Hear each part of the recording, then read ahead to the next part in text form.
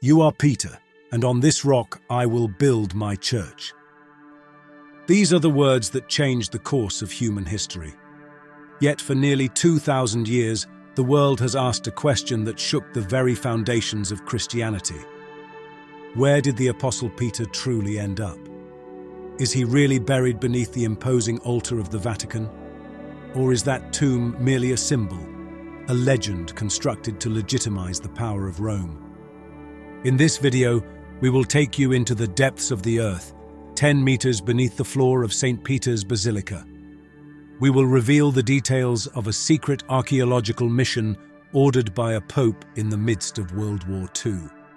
Together, we will examine the medical evidence, the ancient graffiti, and that chilling detail about the discovered bones that left doctors speechless. To understand the mystery, we must go back to the year 64 AD. Rome is burning. Emperor Nero needs a scapegoat, and he points his finger at a small, mysterious sect, the Christians.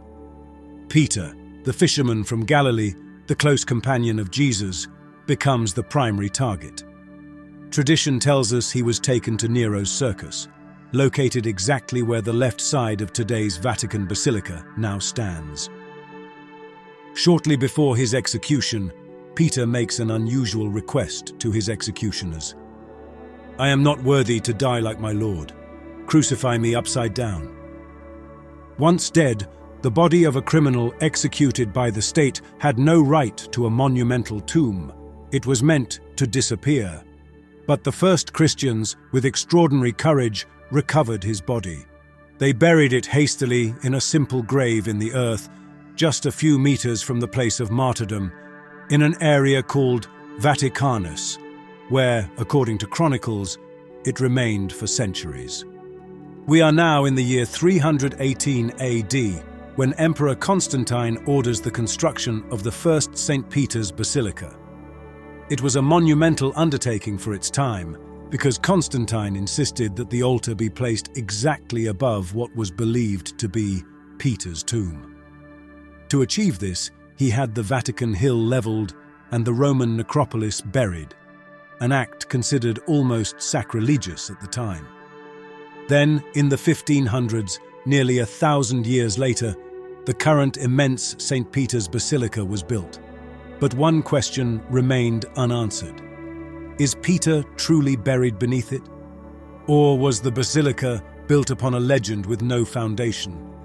For nearly 2,000 years, no one dared to dig. The fear was twofold. On one hand, the reverence of disturbing the Prince of the Apostles. On the other, the technical risk. St. Peter's Basilica stands on unstable ground. Excavating beneath Michelangelo's dome meant risking a catastrophic collapse. Everything changed in 1939. Upon the death of Pope Pius XI, his successor, Pius XII, wished to fulfill the deceased pope's desire, to be buried as close as possible to the apostles' tomb. Work began to prepare his burial in the Vatican grottos. As workers struck a wall with pickaxes, the unexpected happened. The wall collapsed, revealing a dark void. It was not a simple chamber, but the entrance to a forgotten world. At that moment, Pope Pius XII made a historic and extremely risky decision: to authorize secret excavations beneath the main altar. The archaeologists descended in silence, illuminated only by faint torches. What they found left them stunned. There were no ruins, but an entire city of the dead, an intact Roman necropolis. Rows of mausoleums decorated with frescoes, pagan inscriptions speaking of ancient gods and noble Roman families. The excavators walked along streets that no one had traversed for 1,600 years. But their mission was not to admire Roman art. They had to reach the center, directly beneath Bernini's baldachin, the exact spot where, according to tradition, Peter's grave should be. As they approached the center of the basilica, the discoveries became increasingly intense. The archaeologists identified a small shrine, an ancient monument dating back to the 2nd century AD, known in historical sources as the Trophy of Gaius. This was proof that, already 100 years after Peter's death, Christians had built a protective structure over a precise location. Tension was at its peak. The Pope was updated every evening. Finally, they reached the central niche, the heart of everything. They removed the stones, opened the cavity where they expected to find the apostles' remains, and a chilling silence fell over the entire commission. The niche was empty. There were no bones, no sarcophagus, only earth and dust. It was a devastating blow. The Vatican faced a crossroads. Admit to the world that the tomb of St. Peter was empty, or continue searching through the soil. For years, the search continued frantically around that point, but there was no trace of the fisherman from Galilee. The suspicion that the body had been stolen during barbarian invasions, or had never been there at all, began to turn into a painful certainty for many. It is at this moment of despair that Margherita Guarducci enters the scene. She was not a field archaeologist, but an epigrapher, a specialist in reading ancient inscriptions. She began studying a wall near the empty tomb, which archaeologists had labeled Wall G. This wall was covered in chaotic graffiti. For years, it had been ignored, dismissed as mere defacement. But Guarducci noticed something others had missed. The inscriptions were not random. They were thousands of overlapping prayers. Early Christians had literally carved their devotion into the stone. And there, among the names, she identified a nearly invisible inscription in ancient Greek. Petros Eni. Peter is here. That inscription struck like lightning. How could it say Peter is here if the central niche was empty? Guarducci began questioning everyone involved in the earlier excavations, and through her investigation, an astonishing truth emerged, one born from human error, haste, and lack of coordination. A few years earlier, during the initial excavation phase, a Vatican official, Monsignor Cas, a meticulous but scientifically inexperienced man, was inspecting the site. Near Wall G, he noticed bone fragments protruding from a small marble-lined cavity, right beside the graffiti. Instead of calling in scientists, Cas, concerned that the bones might be damaged or lost, ordered a worker to remove them immediately. The worker placed them in a simple wooden box, almost like a shoebox, and handed them to the Monsignor. Caius took them to a secret Vatican storage room and logged them with a hurried note. But whose bones were they? Could they be Peter's remains? And why were they not in the original grave, but beside it?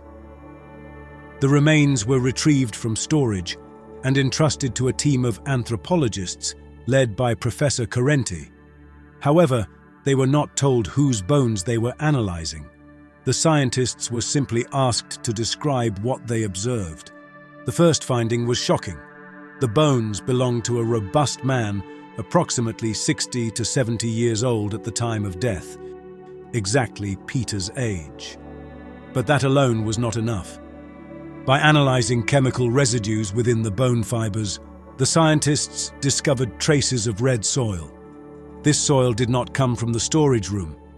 It matched the soil of the original 1st century Vatican grave, the very place where the bones were expected to be found. Even more astonishing was the discovery of tiny fragments of an extremely rare fabric among the remains, imperial purple woven with pure gold threads.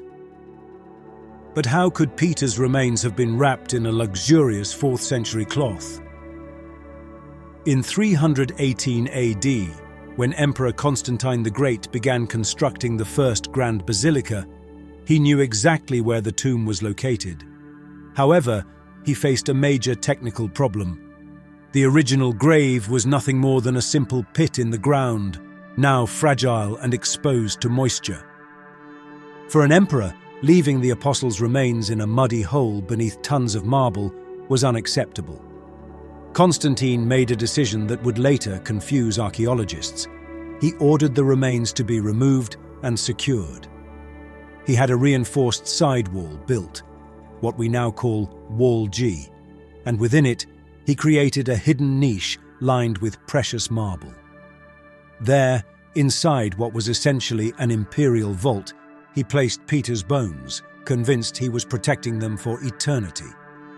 This relocation created the paradox of the 1940 excavations. Archaeologists were searching in the soil, in the logical burial spot, unaware that Constantine had moved the body just a few centimeters away, hiding it within a wall. If the mystery seemed solved, one final detail remained, the most disturbing and revealing of all.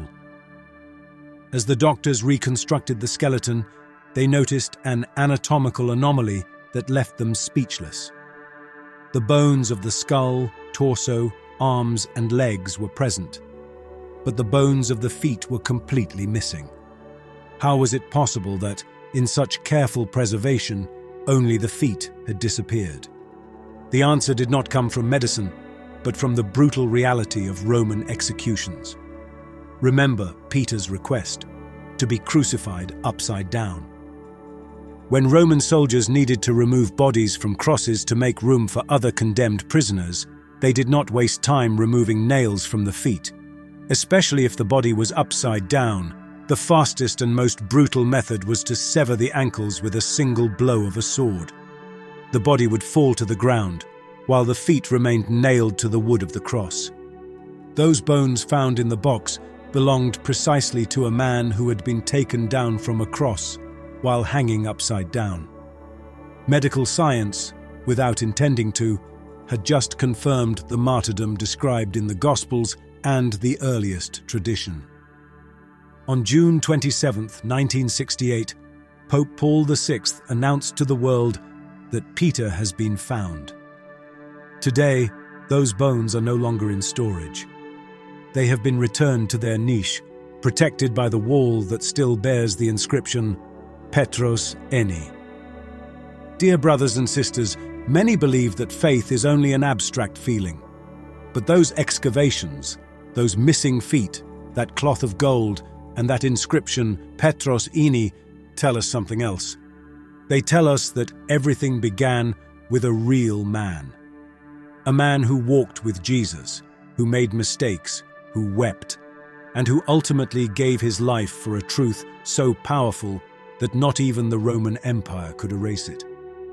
When you enter St. Peter's Basilica and gaze upon Gian Lorenzo Bernini's immense bronze baldachin, remember, it is not there for the glory of men. It is there because, 10 meters beneath your feet, lies a fisherman from Galilee who is still holding on to the promise made by his master. Dear brothers, the question I leave you with today is this. If history and science confirm that the foundation of the Church is real, how does this change the way we look at our faith? Write it in the comments, and don't forget to subscribe to the channel. Your voice matters and is part of this community. May God bless us and guide us in our lives.